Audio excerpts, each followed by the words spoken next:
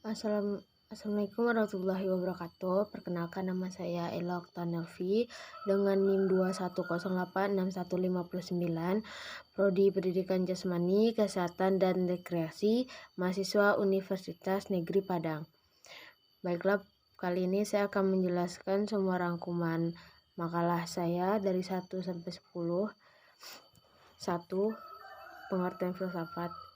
Filsafat olahraga merupakan pemikiran tentang keterlibatan manusia dalam aktivitas jasmani, mengkaji pendidikan jasmani dan olahraga dari berbagai posisi pemikiran filsafat, akan mendukung penjelasan dan pemahaman tentang sifat, nilai, tujuan, dan cakupan pendidikan jasmani dan olahraga.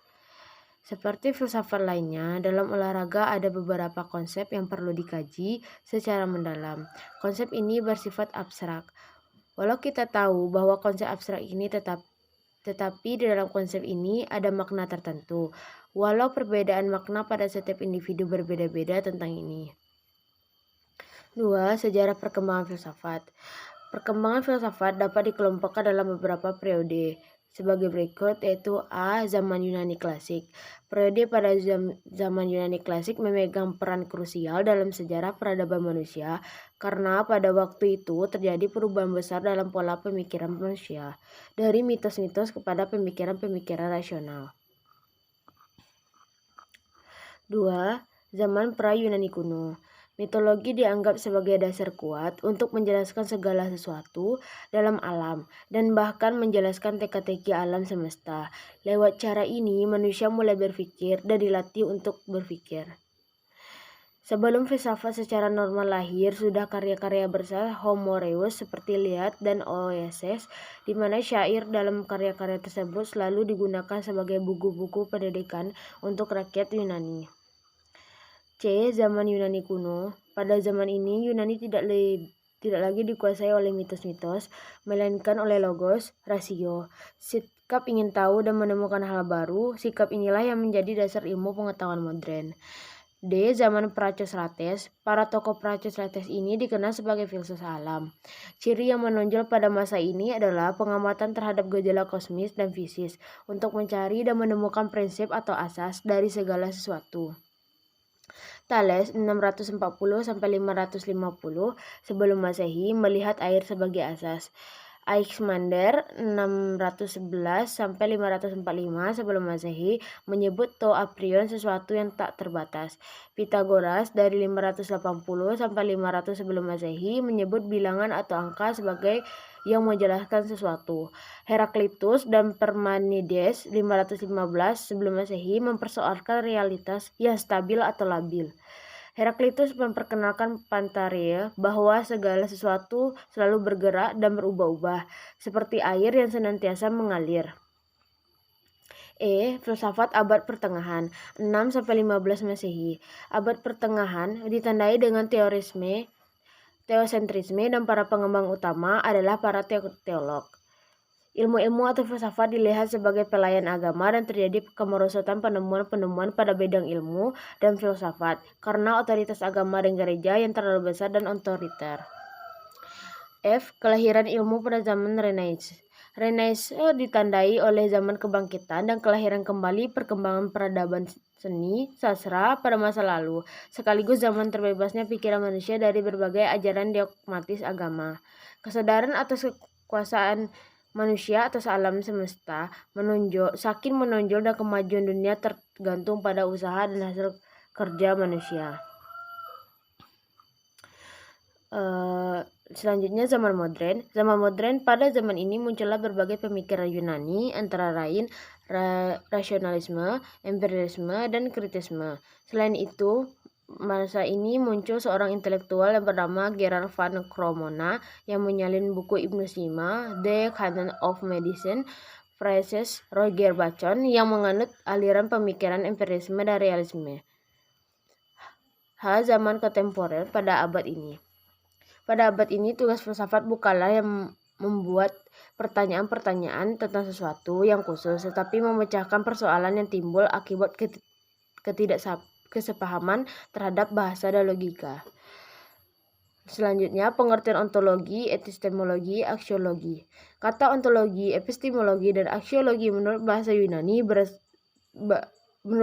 berasal dari bahasa Yunani. Kata ontolog berasal dari bahasa ontos yang berarti berada, ada. Kata epistemologi berasal dari bahasa Yunani, artinya knowledge, yaitu pengetahuan.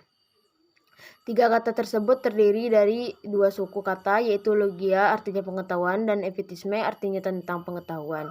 Jadi pengertian etimologi tersebut maka dapatlah dikatakan bahwa epistemologi merupakan pengetahuan tentang pengetahuan.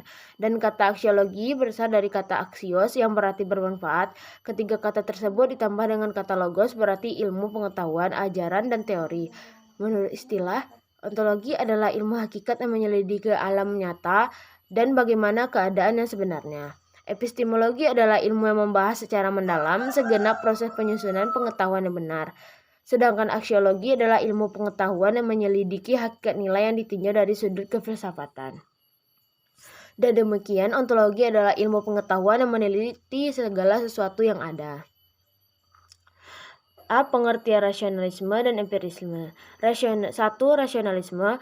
Secara etimologi menurut Bagus 2002, rasionalisme berasal dari kata bahasa Inggris rationalis dan menurut Edward 1967 kata ini berakar dari bahasa Latin ratio yang berarti akal. Laches 2000 menambahkan bahwa berdasarkan akar katanya, rasionalisme adalah sebuah pandangan yang berpegang bahwa akal merupakan sumber bagi pengetahuan dan pembenaran. 2. Empirisme. Empirisme secara etimologi menurut Bagus 2002 berasal dari kata bahasa Inggris empirisme. Kata-kata ini berakar dari kata Yunani empirilia dan dari kata experientia yang berarti berpengalaman, berkenalan dengan, tampil untuk.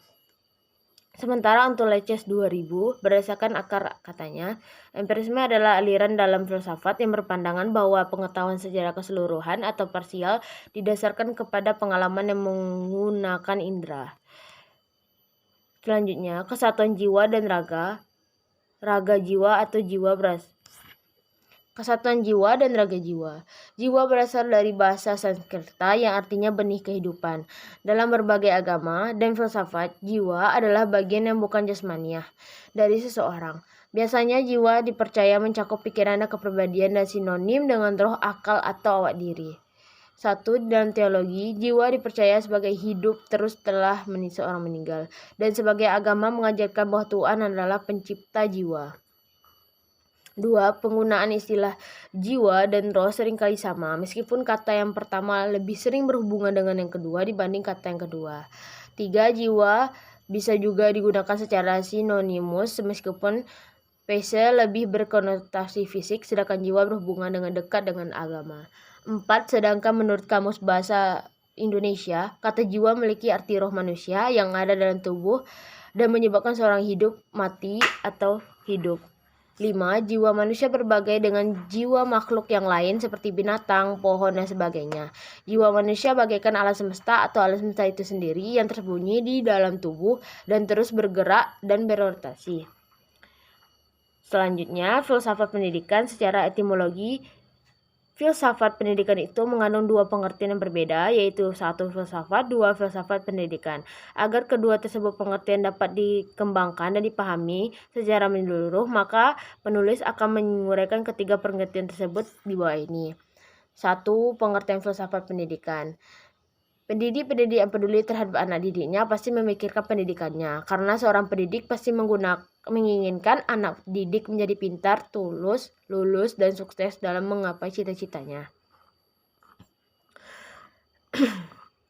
Di dalam pemikiran dan membahas segala hal yang berkaitan dengan pendidikan itu disebut dengan filsafat pendidikan.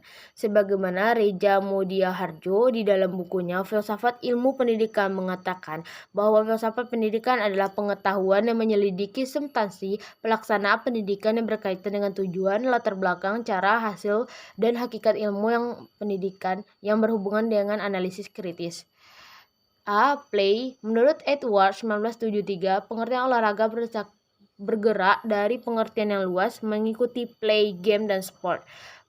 Play, bermain, merupakan sesuatu perbuatan atau kegiatan sukarela yang dilakukan dalam batas-batas ruang dan waktu tertentu yang sudah diterapkan. Bermain adalah segala aktivitas untuk memperoleh rasa senang tanpa memikirkan